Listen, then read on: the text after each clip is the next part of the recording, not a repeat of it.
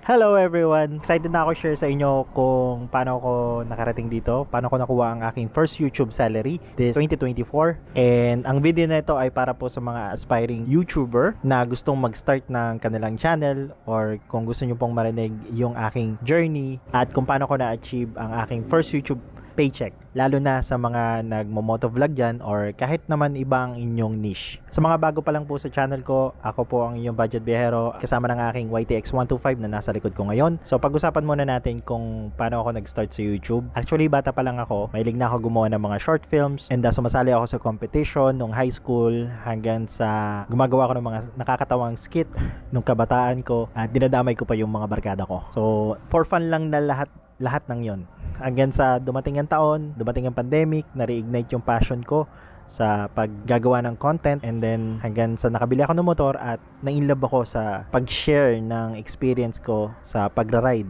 dito sa Pilipinas. So pag-usapan muna natin kung ano ba yung naging struggle ko bago ako nag-grow hanggang sa ma-achieve ko tong status na to na na-earn ko yung una kong sweldo dito sa YouTube. So ang mga naging struggle ko nung una ay syempre financial capability. Matagal ko nang gusto talaga mag-YouTube, pero dahil nga sa hindi naman ako ganong kayaman, wala akong equipment, wala akong reason, wala akong kapasidad para gumawa ng content, gumawa ng magandang content. Kailangan ko muna maghanap ng trabaho, kailangan ko muna maghanap ng pagkukunan ng resource para magawa ko yung ginagawa ko ngayon. Syempre, kailangan kong bumili ng camera, kailangan kong bumili ng computer, kailangan kong mag-budget, kasama dyan yung budget sa pagra-ride. Syempre, hindi na matatakbo nang walang gasolina. And then, kailangan ko din ng internet connection. At the same time, kailangan kong pakainin yung pamilya ko. So, dumating yung panahon na medyo nakakaluwag-luwag na tayo, nagagawa ko na yung bagay na to. And then, dumating din sa punto na nadi-discourage ako. Nung sinisimulan ko na siya, nung pandemic, parang nadi-discourage ako kasi gumagawa ako ng video, ini-edit ko siya ng mahabang oras. Pero at the end of the day, konti lang yung views. Mas ginagalingan ko, nilalagyan ko ng kung ano yung information. Tapos, ang pinakamataas na views lang is 400. Yun na yun. Hindi na siya tumaas. Parang nakaka-discourage siya, pati yung subscriber count mo. Kala ko pag gumawa na ako ng isang videong malupit, ng isang videong informative, diretso viral na yun. So yung expectation ko from reality, nakaka-discourage. So na-overcome ko siya, nalaman ko na ang pag-YouTube pala ay isang long game. So kahit gaano kagaling, mas magaling ka pa sa pinakamagaling na editor ng Pilipinas. Pero kapag yung YouTube count mo ay maliit lang, talagang medyo mahirap siyang ipa-viral. So yung expectation mo kailangan medyo babaan mo ng konti, and wag masyadong iisipin yung view count. Wag mong isipin yung view count, wag mong isipin yung subscriber count mo. Ang isipin mo, passionate ka ba dun sa topic na yon?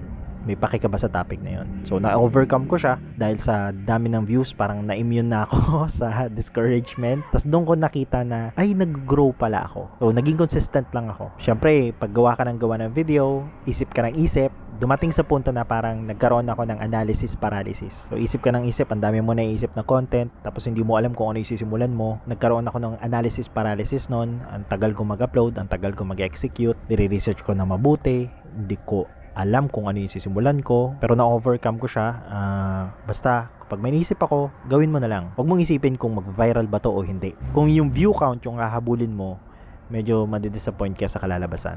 Huwag mong isipin yung view count, isipin mo kung may paki ka ba sa topic na gusto mong i-discuss sa video o sa video na gagawin mo. And then naharap din ako sa pangungopia sa iba. Naging copycat ako ng iba. Dahil sa kagustuhan ko nga gumawa ng sarili kong content, sinubukan kong gayahin yung iba. Wala naman masama sa pagsubok, pero yung parang nagiging copycat na ako, na kunwari, yung mga food vloggers sa Bulacan, nagpo-food vlog na din ako. Nagre-review ako ng mga pagkain na hindi ko naman siya gusto. So nagiging trabaho siya para sa akin. Genuinely, hindi wala akong pake dun sa ginagawa ko. Wala yung puso ko dun. So pupunta ako sa ganito, i-review ko. Parang hindi ko naman siya gusto eh. So napunta ako sa ganong sitwasyon, then na-realize ko na ano ba talaga yung gusto ko. Dun pumapasok yung confusion. Nako-confuse ako kung para sa akin ba talaga to. Akala ko ba gusto ko to? Bakit parang nalilito na ako ngayon sa identity ko, na nakapagpa-realize sa akin na dapat pala kung saan ako passionate, kung saan ako may pake, dun lang. Yun yung gawin mong content,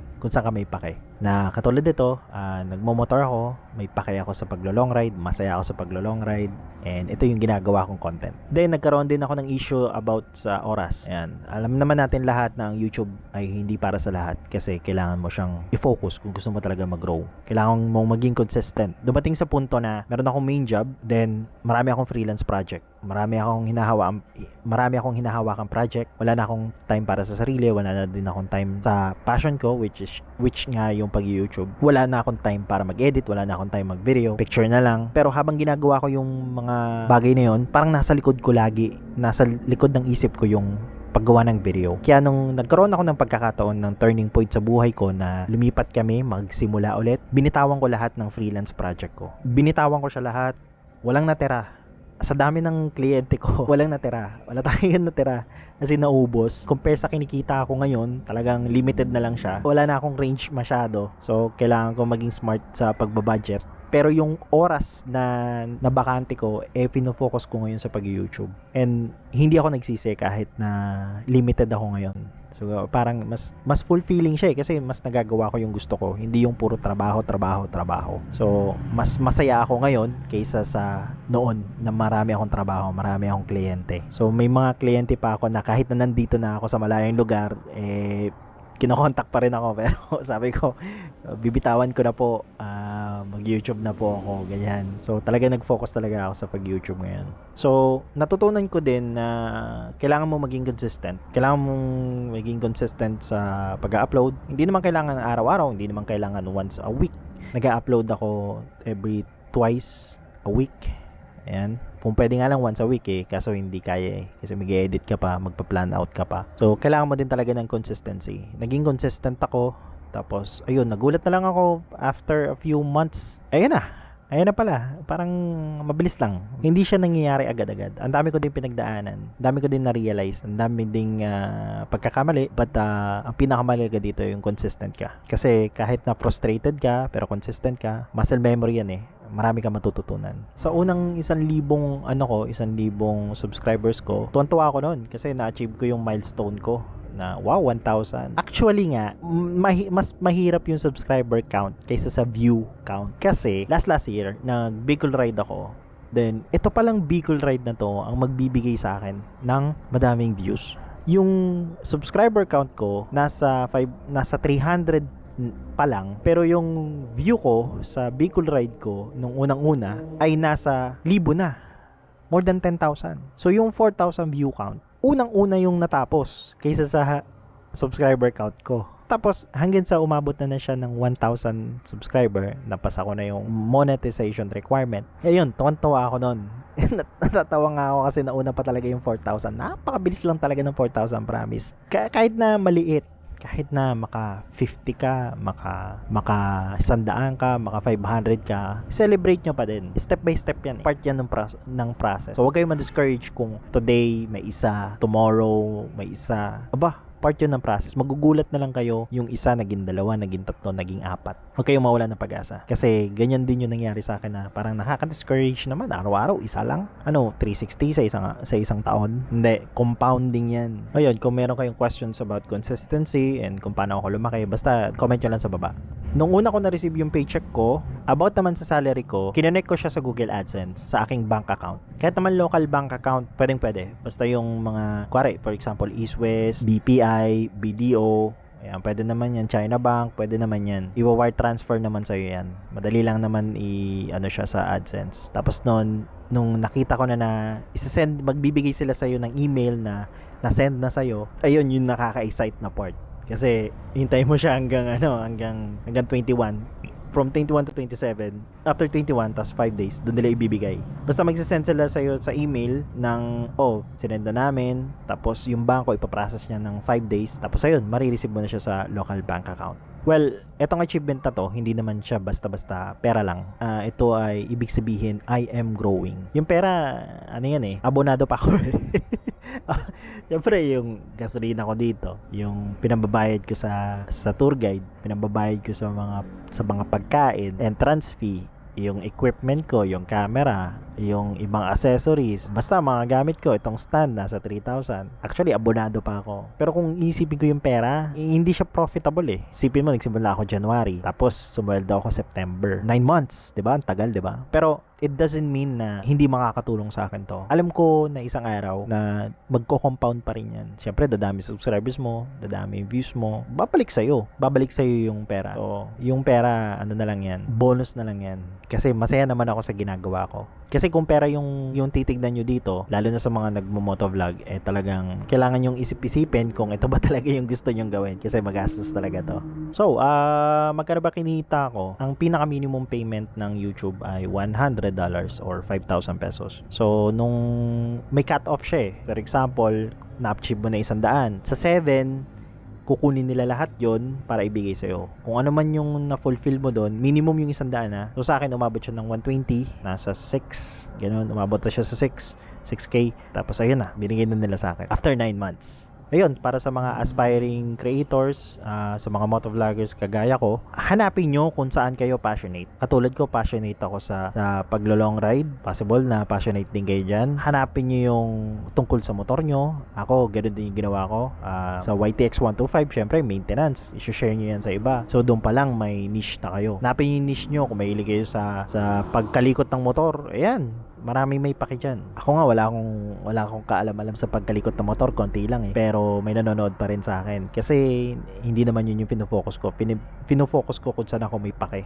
Ayun, ang advice ko din, mag-focus din kayo sa time na binibigay nyo dito sa YouTube. Hindi nyo naman kailangan araw-araw na mag-YouTube. Kailangan humanap kayo ng healthy paraan para gawin to. Kasi pag araw-araw nyong iniisip tong YouTube na to, mababurnout kayo. So, kailangan may ginagawa din kayong iba. So, sabi nga ni Mr. Beast, gumawa ka ng 100 video, tsaka tayo mag-usap. Na-realize ko yung sinasabi niya na kapag ang isang bagay, ulit-ulit mong gagawin, may matututunan ka. May mistakes, may improvement, may kita mo yung kailangang i-improve, may kita mo yung pagkakamali mo. Doon ka talaga matututo So, ako nasa video na ng more than 100. Totoong-totoo talaga na marami kayong matututunan sa loob ng 100 videos. Ayun, pinapaalala ko rin sa inyo na hindi to basta-basta. Long game to Itong achievement ko na to, hindi pa to. Ito yun. Hindi pa to yun. Marami akong nakita nung pandemic na monetize sila. Unang YouTube sweldo nila. Tapos kung titignan mo yung mga account nila ngayon, ay wala na. Baga parang 2 years ago na yung huling upload. Hindi naman masama yung ganon. Kasi syempre baka mas malaki kinikita nila sa trabaho. Huminto na sila. Ganon. Hindi naman nila passion. Ang ibig ko lang sabihin, this is a reminder, kapag hindi mo tinuloy-tuloy, ay hindi ka mag-grow sa YouTube. Kahit gaano ka-viral yung video mo, tapos ihinto mo din at the end of the day, matatapos din. So, kailangan nyo talaga ng mahabang pasensya. Magsikap lang din kayo kung gusto nyo mag-grow sa YouTube. Huwag kayo mag-expect ng malaki. Long game to. So, paano ba ako nag-brainstorm? Paano ako kumukuha ng mga idea? Una sa lahat, hanapin mo yung group mo. Hanapin mo yung group mo sa Facebook. Yun kasi ginagawa ko Kunwari, ako ay YTX 125 user. Kasali ako sa mga YTX 125 user. Tinitignan ko kung ano yung mga tinatanong nila. Katulad ng kung ano bang engine oil ang gamit ko. Kung ano bang oil filter ang maganda. Paano nyo kinabit yung MDL. Ganyan. Then, importante din yung nagre-reply ka sa mga audience mo. Yung binabasa mo yung hinaing nila. Kahit na kahit na bash man yan, yung mga medyo hindi ako sang-ayon, hindi ko naman masyadong pinapansin. Minsan correct naman sila talaga. Minsan may mga rude magsalita ng comment, pero kung isipin mo, correct naman talaga sila. Kasi tayo may kanya-kanyang paraan ng pananalita. So parang ganun lang din sila. Basahin nyo, sagutin nyo as long as possible. Kung may energy kayo na sagutin sila, sagutin nyo agad. Basahin nyo din yung mga sinasabi nila. Intindihin nyo. So, ano bang future ng channel na to? Ano bang goal? Actually, ang goal ng channel na to ay makapag-Philippine loop. So, talaga mag-Philippine loop. Gamit syempre ang YTX 125. Hindi ko iiwan yan. Kasi yan yung base audience ko So, gusto ko ipakita sa inyo yung journey, kung paano ko magagawa yung Philippine loop, kung paano ko ma-achieve yung gusto kong gawin. And alam ko malayo pa. Pero gusto kong ipakita sa inyo na possible kahit na ito lang yung motor ko. Iikot yan sa Pilipinas. Ngayon, hindi ko pa alam kung paano, pero sinisikap ko. May top box na. Madali ng Madali ng lagayan na ng mga gamit. Marami pa akong gustong bilhin. Samahan nyo ako Pinakamalapit talaga na plano na gagawin ko this December ay ako po ay magbi-vehicle ride. Gagawa ko ng video kung saan pinaka-safe na vehicle ride. Papakita ko sa inyo kung ano yung pinaka-safe na vehicle ride. This 2024, December. Sa December yan. Wala muna po akong kasabay kasi medyo matagal to Kasi nga, safe eh. So, ayan. Abangan nyo yan. Kayo guys, ano bang dahilan kung bakit nag-YouTube kayo? Ano bang nag-i-inspire sa inyo kung bakit tinake nyo tong journey na to? Ano bang dahilan kung bakit tinake nyo ang journey na to sa YouTube? At kung ano bang content ang naiisip nyo? Tanong nyo sa akin kung ano yung pwede kong maipayo sa inyo, ibibigay ko sa inyo as long as kaya ko. And sasagutin ko lahat ng yan. And kung bago man kayo sa channel ko, please subscribe. Kung nakatulong ko sa inyo, subscribe. Pangako ko sa inyo na magra-ride tayo. Pakita ko sa inyo mga masasayang ride dito kasama ang aking YTX 125. And yun lang. Sana marami kayong natutunan. Just let me know kung may questions pa kayong iba. Budget Biyahero. Peace out.